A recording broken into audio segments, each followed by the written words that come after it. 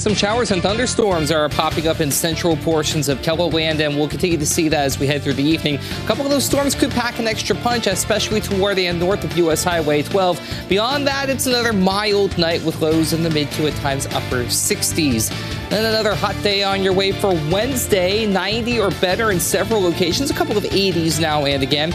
We can see a couple of thunderstorms out to the west as well. It's not the last time we're going to be talking about thunderstorm chances either. More on that and the rest of your forecast coming up. But until then, First at 4 starts right now. Live from KELOLAND Media Group, KELOLAND News First at 4.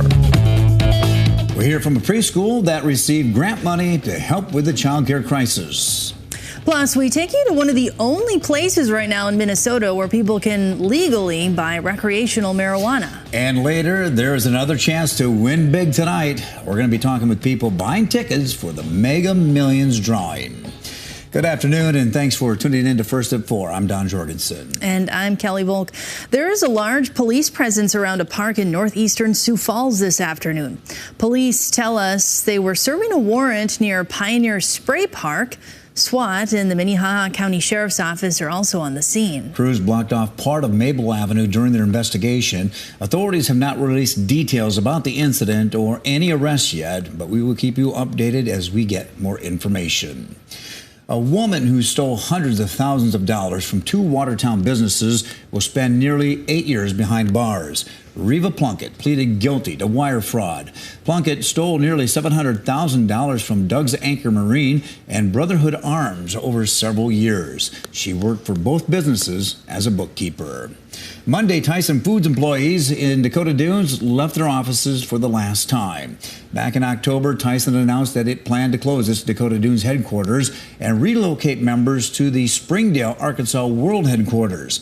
262 employees were displaced by the closing. Several already relocated to Arkansas, while others are already left the company.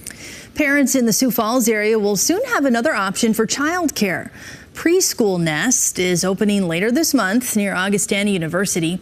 Owner and director Brianna Muntz will provide preschool and extended daycare for kids from 3 to 5 years old. I taught preschool for a few years, and it's been my dream to open my own. Coming up on KELOLAND News at 10, find out how grant money helped make her dream become a reality. Well, I was kind of shocked to see all the clouds that moved into KELOLAND today. It's nice to get a little break from the sun. Yeah, I guess so. How long are they going to be sticking around, Adam? Not very long is going to be the short answer there. And unfortunately, that cloud cover really didn't do a whole lot to make things any more comfortable today, as the dew point was still able to shoot up pretty high into the 60s and even into the 70s in a couple of areas. We are starting to see some activity on live Doppler radar over the last hour in central KELOLAND, basically from McIntosh in north central Corson County all the way down into Todd and Millette counties, with strong to, at times, severe thunderstorms beginning to pop up. We have a severe thunderstorm warning for portions of north central and northwestern Corson County, including the McIntosh area, which is just about ready to expire. Then some sub-severe storms also popping up southwest of Pierre from Jones County, again, all the way down to right around the Todd and Millette County border. So we're going to watch that for a little while longer. In fact, you can even see those storms in the distance on our Pierre camera. That is a view to the southwest. 95 at the capital with a southeasterly breeze at 14 miles per hour. And it really has been a rather muggy day across much of the region. We haven't had much in the way of relief from that.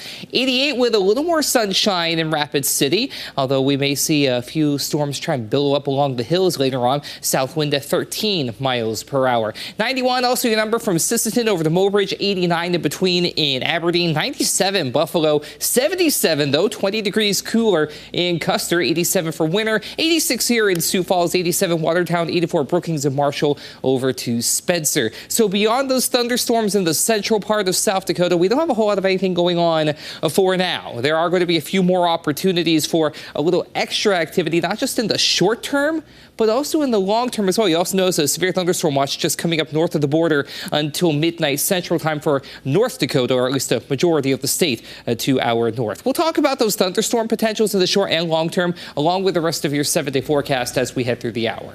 All right, thanks a lot, Adam. Well, recreational marijuana is now legal in Minnesota. State licensing is lagging behind, though, so most stores will have to wait to put the weed on the shelves. But there are some places where state law does not apply. Red Lake Nation governs itself, and as Caroline Cummings with our CBS affiliate reports, they're ready to go.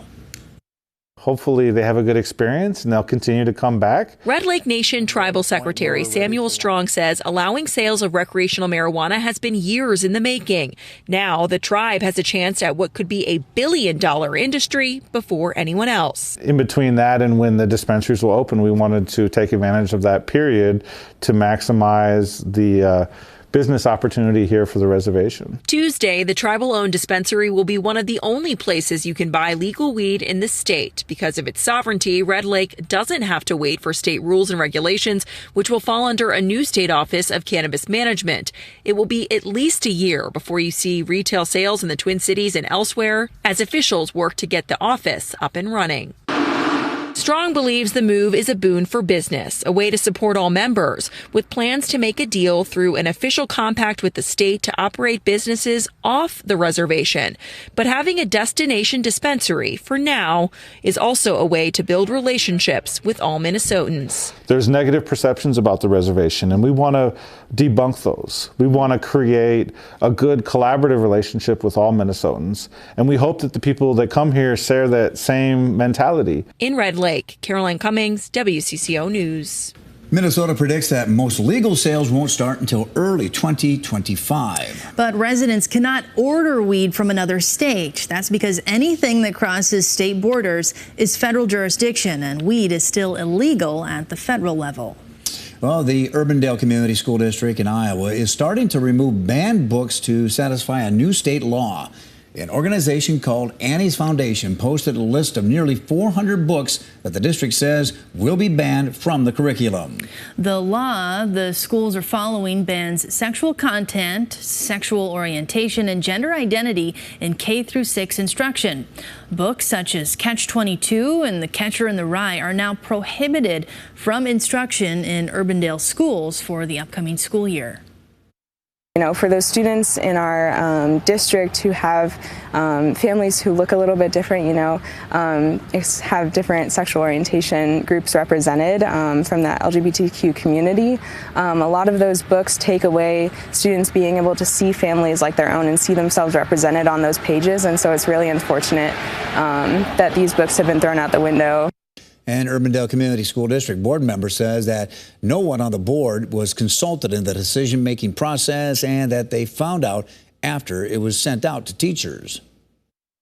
Our superintendent and the lawyers that she talks to, because I can guarantee you that no teacher, no student, no parent, no board member were consulted about this. You know, there's going to be a risk for litigation no matter how districts decide to comply with this legislation. I find it so incredibly disturbing that the default in Urbandale schools is to side on the side of the censors. Gutman and Bonds both believe the school district is casting a wide net to remove books that could be deemed problematic before there are any complaints from parents on the literature. The Nebraska National Guard will deploy to the U.S.-Mexico border tomorrow. Nebraska Governor Jim Pillen says 60 soldiers will be sent to Texas to support Governor Greg Abbott's Operation Lone Star. The group will spend about a month at the border. Pillen says the authorities need to control the amount of, quote, illegal drugs, weapons, and criminals coming into the country. Now, back in June, South Dakota Governor Kristi Noem said she would deploy 50 National Guard troops to the southern border this summer.